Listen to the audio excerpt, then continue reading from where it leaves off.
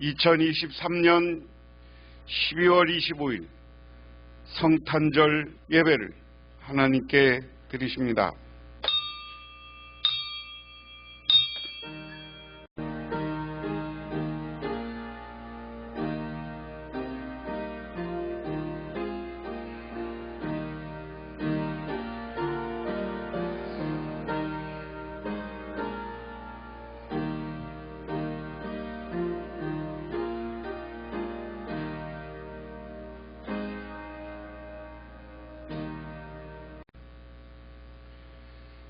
오늘 다윗의 동네에 너희를 위하여 구주가 나셨으니 곧 그리스도 주시니라. 너희가 가서 강보에 쌓여 구유에 누워있는 아기를 보리니 이것이 너희에게 표적이니라 하더니 고련히 수많은 천군이 그 천사들과 함께 하나님을 찬송하여 이르시되 지극히 높은 곳에서는 하나님께 영광이요 땅에서는 하나님이 기뻐하시는 사람들 중에 평화로다 하시니라. 거룩하고 존귀하신 하나님 아버지,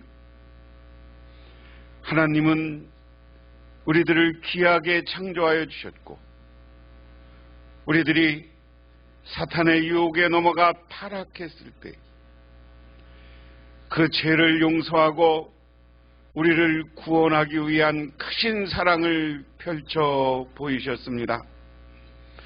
오늘도 하나님께서는 그 사랑의 모습으로 당신의 아들 예수 그리스도를 이 땅에 보내신 것을 기념한 날입니다. 거룩하신 예수님 그리스도께서 이 땅에 오심을 다시 한번 기뻐하며 찬양하며 예배를 드리옵나이다. 하나님, 오늘 우리가 드리는 예배를 받아주시고 우리가 예수님이 이 땅에 오신 그 고귀한 사랑을 우리도 세상에 펼치는 삶을 살게 하옵소서.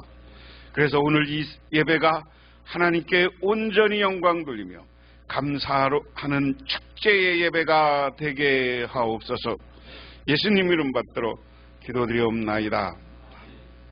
오늘 우리에게 주시는 하나님의 말씀입니다. 구약성경 말씀은 스가랴 9장 9절에서 17절 말씀, 구약성경 1320쪽에 있습니다. 시온에 따라 크게 기뻐할지어다. 예루살렘에 따라 즐거이 부를지어다. 보라, 내 왕이 내게 임하시나니 그는 공의로우시며 구원을 베푸시며 겸손히 하여서 나귀를 타시나니 나귀의 작은 것 곧 나귀 새끼이니라. 내가 에브라임의 병거와 예루살렘의 말을 끊겠고 전쟁하는 활도 끊으리니 그가 이방 사람에게 화평을 전할 것이요 그의 통치는 바다에서 바다까지 이르고 유브라 강에서 땅끝까지 이르리라. 또 너로 말할진대 내 언약의 피로 말미암아 내가 내 갇힌 자들을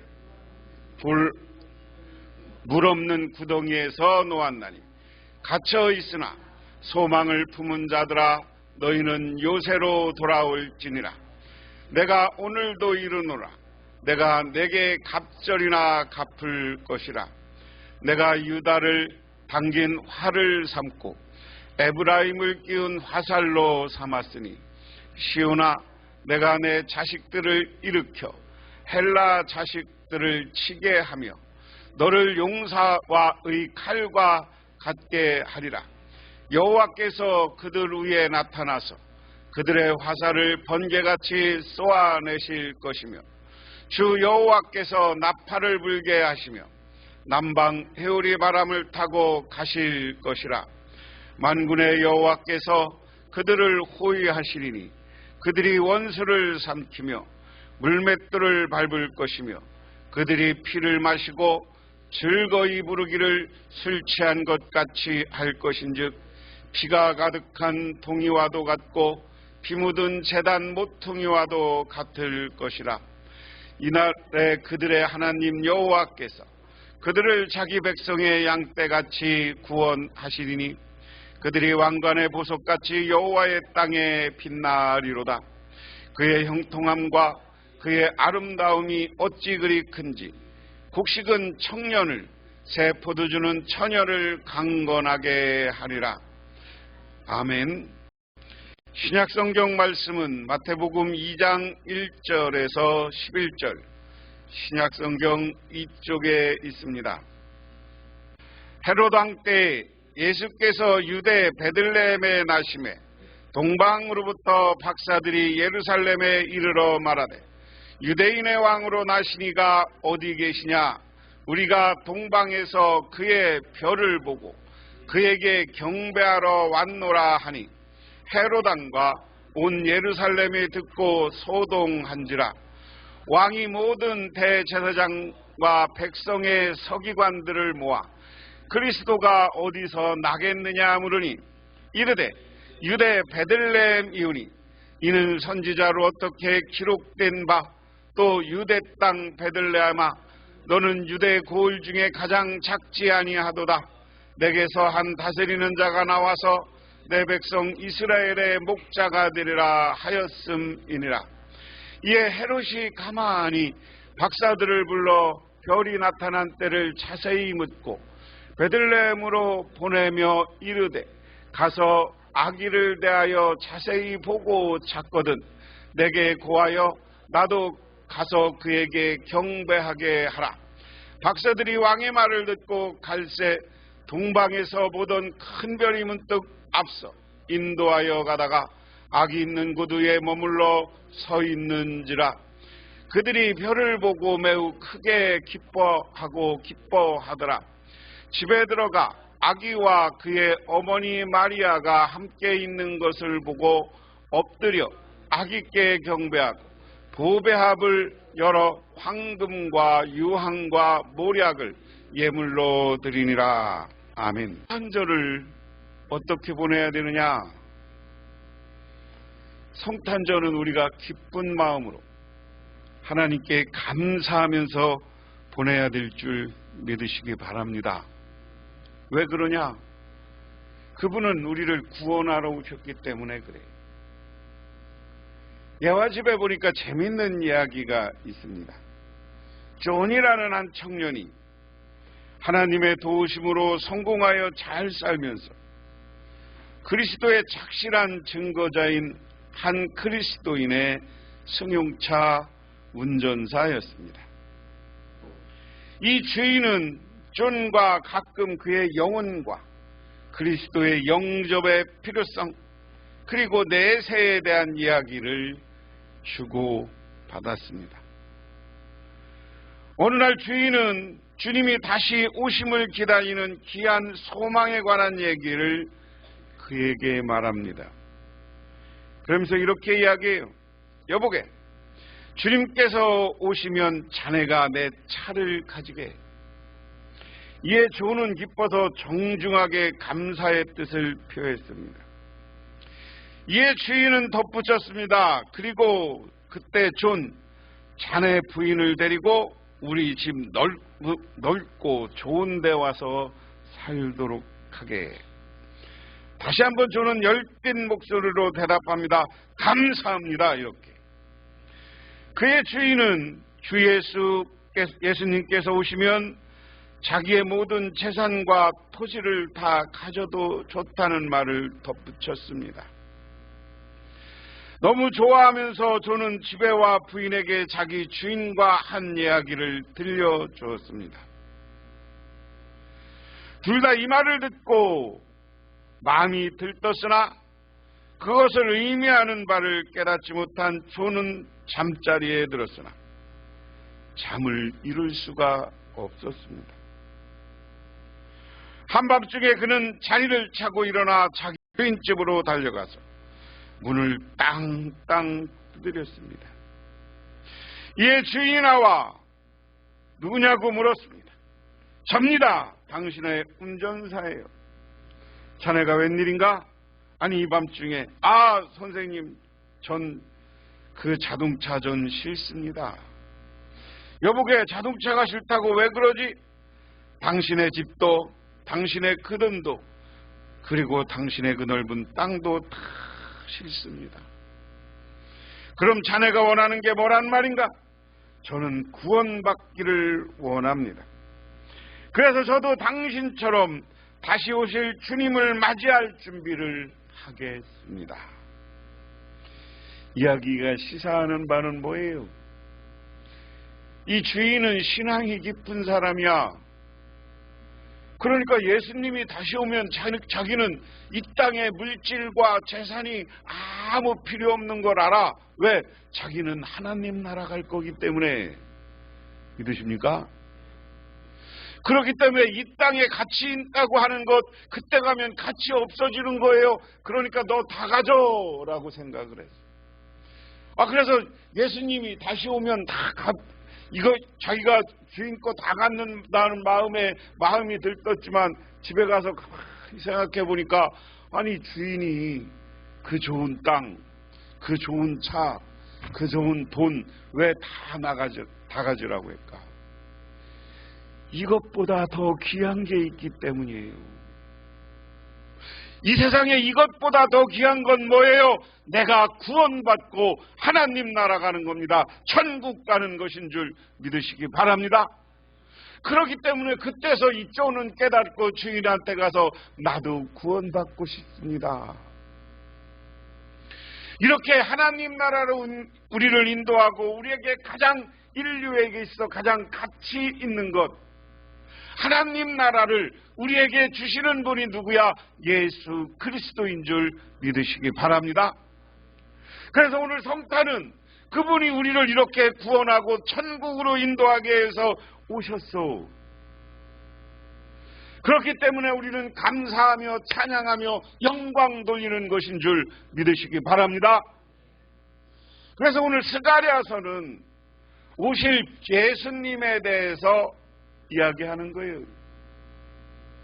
스가랴는 어느 시점의 예언자냐면 이스라엘 백성들이 바벨론 포로와 함께 돌아왔어. 그때 학계, 스룹바벨 이런 지도자들과 함께 돌아와서 이스라엘 사람들이 스룹바벨 성전을 재건할 때야. 그런데 자기들은 고향 땅 예루살렘으로 와서 새롭게 예루살렘에서 성전을 재건하고 정말 신앙 깊은 나라를 새롭게 세워보고자 했어. 그런데 와보니까 내 마음대로 안 된 거예요.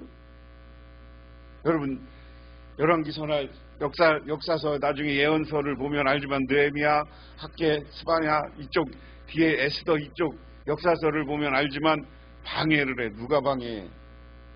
이스라엘이 망하고 바벨론으로 잡혀갔을 동안 여기 와서 살던 사람들이 있어. 그 사람들 중에 대표적인 게 블레셋 사람들이에요. 블레셋, 지금 팔레스타인, 그 다음에 모압, 에돔 얘들이 와서 해방을 놔.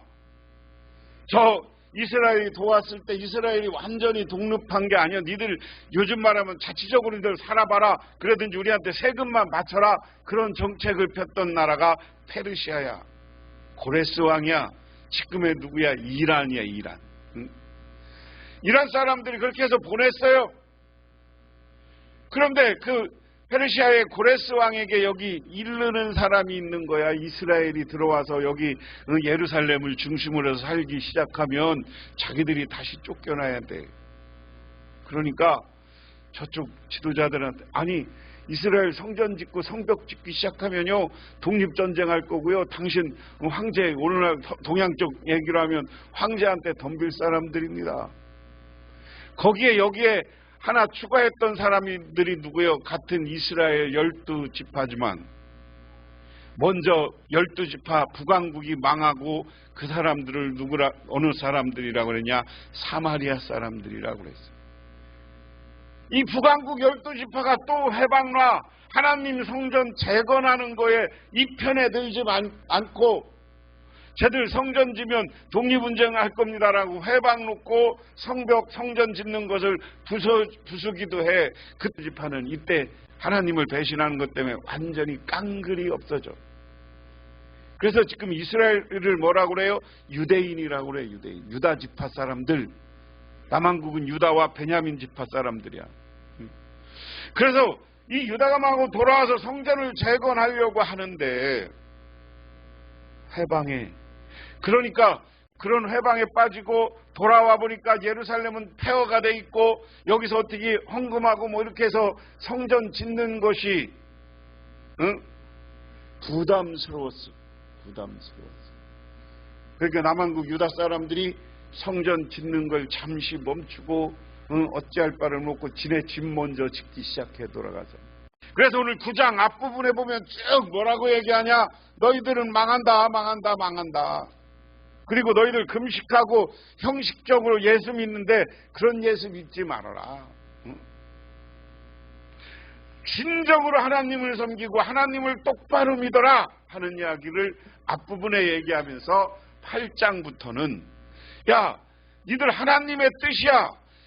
왜냐하면 지금 와서 다시 예루살렘을 회복하고 성전을 회복하려면 하나님의 뜻이 무엇인가 이야기하잖아요. 그래서 8장에서는 예루살렘의 회복에 대한 약속을 하는 거야. 하나님은 그냥 하나님이 아니야. 너희들을 회복하게 해줄 거야. 그리고 하나님 앞에 진심으로 회개하면서 기도해. 그러면 하나님은 너희들을 새롭게 회복시켜 주시고 새로운 나라를 만들어 주시고 너희들에게 새로운 축복을 해줄 거야. 이게 8장의 이야기입니다. 그러면서 오늘 9장 9절에 오면 그런데 그 회복의 주체가 있어. 너희들에게 새로운 왕, 구원의 왕을 보내줄 거야 하는 이야기입니다. 그러면서 오늘 9절부터 보면 도성아 크게 기뻐해라.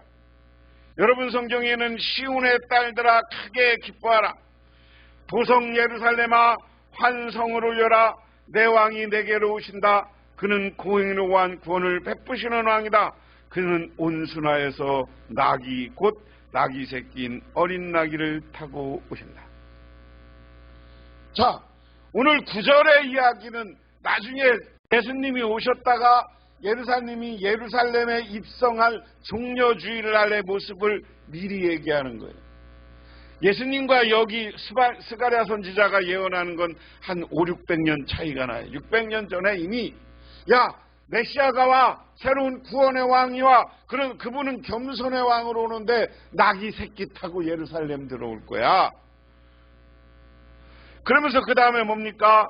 내가 에브라임의 병거도 없애고 예루살렘에서 군마도 없애며 전쟁할 때 쓰는 활도 꺾으려 한다. 그 왕은 이방 민족들에게 평화를 선포할 것이며 그의 다스림이 이 바다에서 저 바다까지 유프라테스 강에서 땅끝까지 이를 것이다.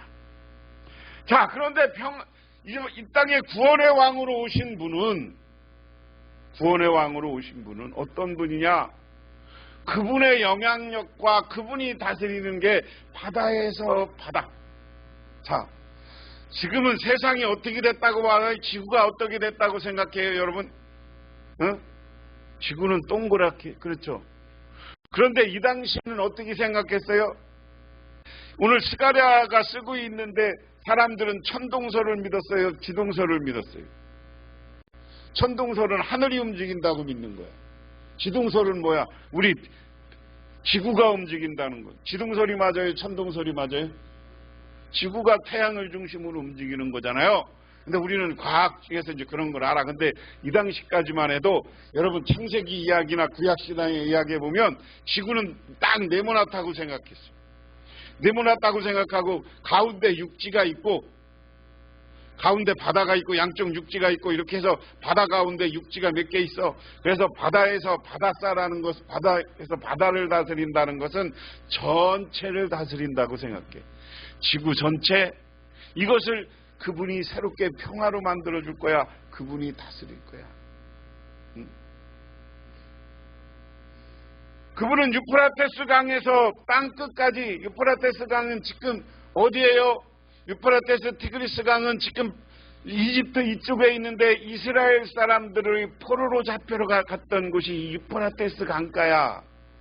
바벨론은 이라크야. 지금의 그쪽으로 잡혀갔어. 여기서부터 땅끝까지 하나님이 다스린다. 이야기는 뭐예요? 아무리 우리를 망한 저 강한 나라도 싹 사라지고 우리가 다 다스릴 것이다.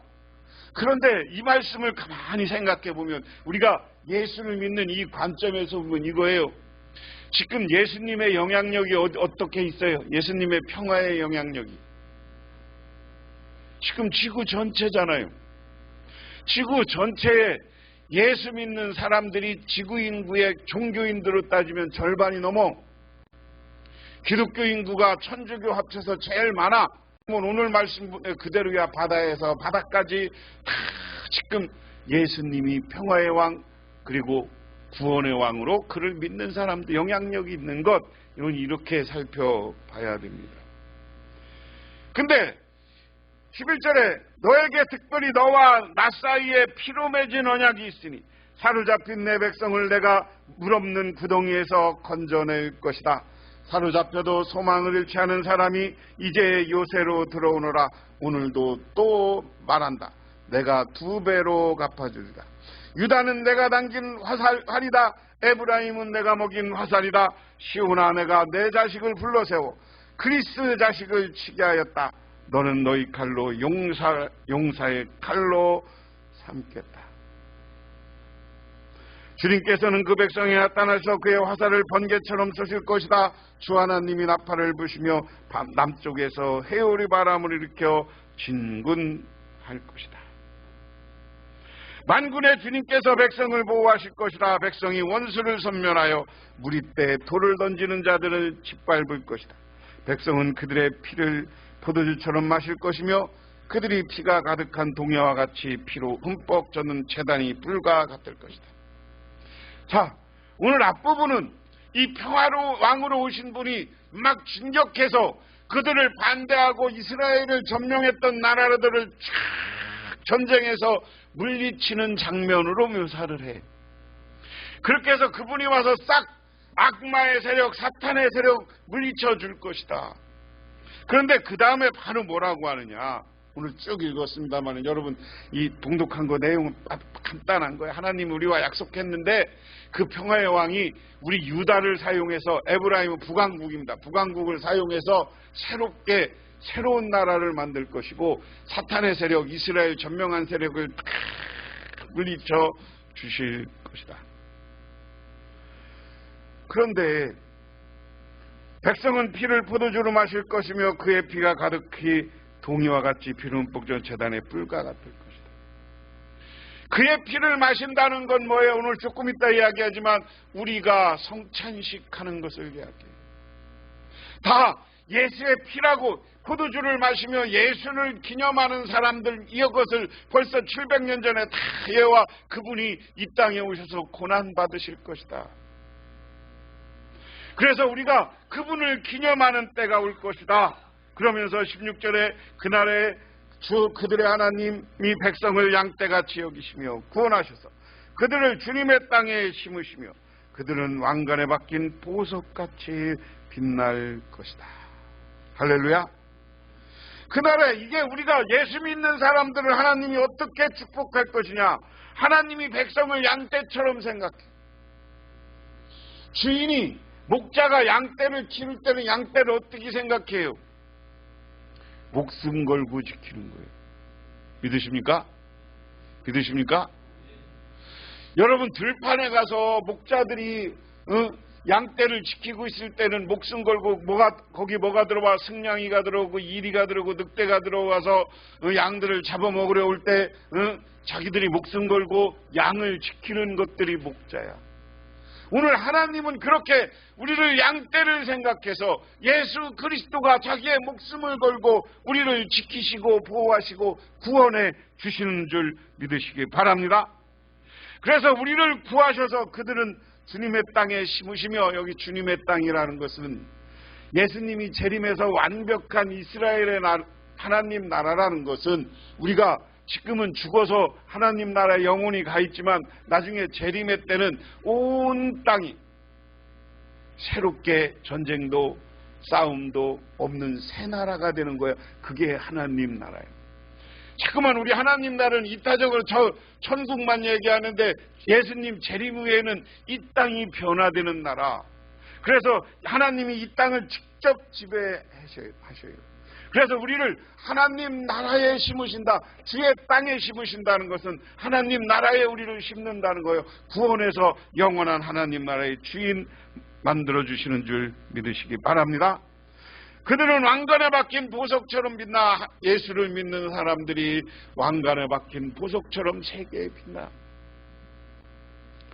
저는 가끔 텔레비전 보면서 그 사람들이, 예수 믿는 사람들이 참 세계적인 스타가 되는 걸 보면 얼마나 기쁜 줄 몰라요. 기쁠 때 좋잖아요. 응? 이것처럼 우리가 예수 믿고 예수님이 와서 우리를 구원할 때 예수를 바라보고 그분을 바라볼 때 우리를 빛나게 만들어준다. 이 땅에 성공하고 많은 사람들에게 존중받고 세상을 밝히는 사람, 지도자로 만들어줄 것이다. 그러면서 그들이 얼마나 좋고 얼마나 아름다운가. 총각들은 햇꽃식으로 튼튼해졌고 처녀들은 새포도주로 피어날 것이다. 그냥 아름다운 표현인데 총각들이 햇꽃식 같아. 처녀들은 새포도주 같아. 새포도 햇꽃식 어떠해요? 정말 먹고 싶고 갖고 싶은 거 아니야, 햇꽃식. 처녀들이 그렇게 좋은 영향력을 끼치고, 다시 말해서 사람 살아가는 데에 우리 예수 믿는 총각 처녀들이 빛의 역할을 하고 윤활 역할을 하고 섬김과 봉사의 역할을 하고 세상을 참 기쁘게 하고. 정말 여러분 이 말씀 믿으시기 바랍니다. 우리가 신앙생활 잘하면 우리 가운데, 여러분 자녀들 가운데, 조상 가운데 하나님이 우리를 빛나게 만들어주고 세계를 움직이게 만들어 주실 줄 믿으시기 바랍니다. 그게 우리 하나님이에요. 우리가 너무나 잘하는 이야기가 노벨상이 만들어진 이야기예요. 노벨이라는 사람은 다이아마이트, 폭파하는 폭약을 개발해서 엄청나게 부자가 된 사람이에요. 그런데 어느 날 그 사람이 한 50대 때 됐을 때 아침에 일어나보니까 조간신문에 자기가 죽었다는 보도가 대서특필된 거야. 자기는 살아있는데. 그러고 나서 이 사람이 자기 죽음의 의미에 대해서 다시 생각해 본 거야. 재산이 아무리 많으면 뭐하냐? 응? 재산이 아무리 많으면 뭐하냐? 이렇게 죽으면 인생은 끝이더라. 그러니까 자기가 가지고 있는 전 재산을 바쳐서 어떻게 한 겁니까? 내가 죽으면 생명과 인류에 기원하기 위해서 이 돈을 써야 되겠다.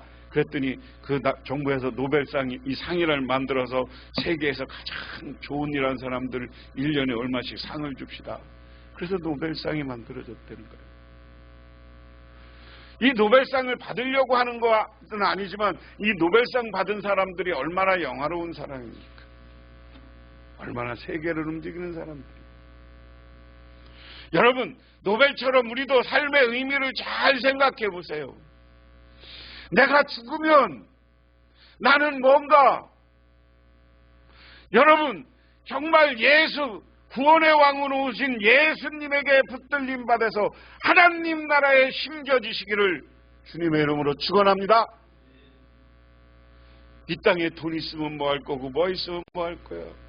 이것을 하러 예수님이 구원의 왕이 올 것이다. 그런데 그 말씀을 그대로 이루는 말씀이 오늘 그 이야기예요. 오늘 이야기는 신약성경 이야기는 간단한 거예요. 우리가 너무나 잘 알아. 이거 여러분 우리 어려서 그냥 막 애들 연극도 하고 막 이랬던 거 아니야. 어느 날 동방에 사는 동방 박사, 천문학을 연구하는 사람들이. 근데 이 동방 박사가 대부분 학자들은 지금 아까 얘기한 이 스가랴가 이스라엘이 포로로 갔던 이 유프라데스 강에서부터 동방 박사들이 하여간 천문을 연구했던 사람들인데, 그 당시 공부는 학자들은 천문 연구하는 사람들과 철학을 연구하는 사람들, 이게 같은 학문인데 뭐를 연구한다는 것은 오늘날로 얘기하면 뭐예요? 지식인이에요. 오늘날로 얘기하면 박사야. 오늘날로 얘기하면 교수야. 그러면 이 사람들이 사회 지도층이란 말이에요. 동방에서. 자기 나라에서도 인정받는 사람들이야. 그래서 그 사람들이 별을 보고 예루살렘을 향해서 별을 따라 갔는데, 그 다음에 오늘 얘기가 나오는 게 뭐예요? 예루살렘에 가서 누구를 만나요? 헤롯 왕을 만나. 헤롯 왕이 갔는데 헤롯 왕이 이 동방박사들을 맞이하고 영접하잖아요. 한번 생각해 보세요. 조그맣지만 헤롯 왕이 예루살렘만 다스린 게 아니에요. 그 당시에 이스라엘을 중심으로 한 지금 요르단 북쪽에 있는 리비아 다 여기가 다스렸어요. 레바논 이런 나라를 다 다스렸던 왕이 헤롯 왕이야. 꽤 큰 왕이야. 그런데 동방박사가 오니까 자기가 특별히 맞이한단 말이에요.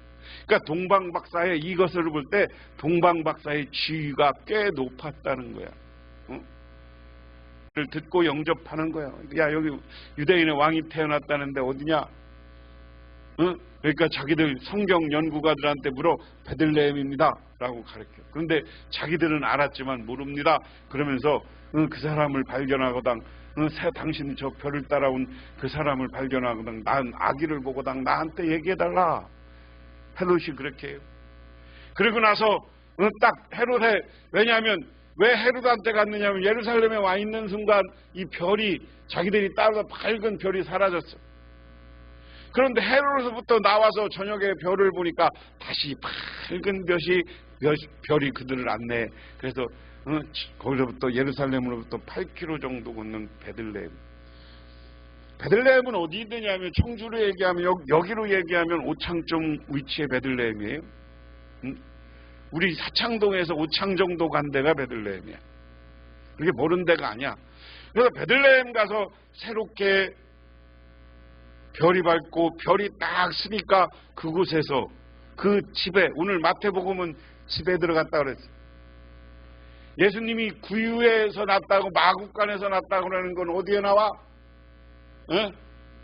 그건 누가복음에 나오는 이야기예요. 그러니까 여러분들이 마국간 설화와 동방박사 이야기가 두 군데가 합쳐서 그냥 예수님이 마국간 동방박사 이러는데, 오늘 마태복음은 그냥 집으로 들어갔다 이렇게 표현해. 집으로 들어가서 거기에 태어난 예수님을 보고 이 새 동방박사가 뭐예요? 이것을 하는 모략과 유황과 황금. 그래서 여기서 유황과 모략은 약으로 쓰는 거예요. 모략과 유황은 약으로 쓰는 거고, 그러니까 모략은 먹는 약 같은 거고요. 유황은 우리가 피부병 같은 거 겉에 바르는 약으로 쓰이는 거고, 약품이고. 그리고 황금은 귀한 거예요. 그 당시 가장 귀중한 것을 예수님께 드려서 경배하였더라. 그런데 여기에 핵심은 뭐냐면, 자, 제가 스가랴를 얘기할 때 예수님은 누구로 왔다고 그랬어요? 구원의 왕으로 왔다는 거예요. 믿으십니까? 이렇게 구원으로 왕으로 오신 분한테 우리는 어떻게 해야 되느냐? 오늘 동방박사들처럼 자기가 예물을 드려서 경배하고 찬양하고 영광 돌려야 될 줄 믿으시기 바랍니다. 이렇게 성탄절은 우리를 구원하러 오신 왕인 예수를 경배하고 찬양하는 오늘 성탄이 되시기를 주님의 이름으로 축원합니다. 기도하겠습니다. 하나님 아버지 고맙습니다. 저희들 이렇게 성탄절을 맞아 성탄 축하 예배를 드립니다. 하나님, 이 시간 이 예배 후에 하나님께서 함께 하옵소서. 예수님 이름 받들어 기도드리옵나이다. 아멘. 지금은 우리를 죄 가운데 구원해 주시고 우리를 구원하기 위해서 이 땅에 오신 우리 주 예수 그리스도의 은혜와 온 우주를 사랑하시며 오늘도 우리를 축복해 주시는 성부 하나님의 사랑과 축복하심과 또한 우리 삶 가운데 찾아오셔서 우리를 영원한 저 하나님 나라와 이 땅에서 행복과 기쁨의 삶으로 이끌어 가시는 성령님의 인도하심이 오늘 성탄절을 맞이하며 주님이 오신 의미를 잘 기억하고 되새기고 돌아가는 우리 복명교회 모든 성도님들과 그 가정이 영원토록 함께 하시기만을 간절히 축원하옵나이다.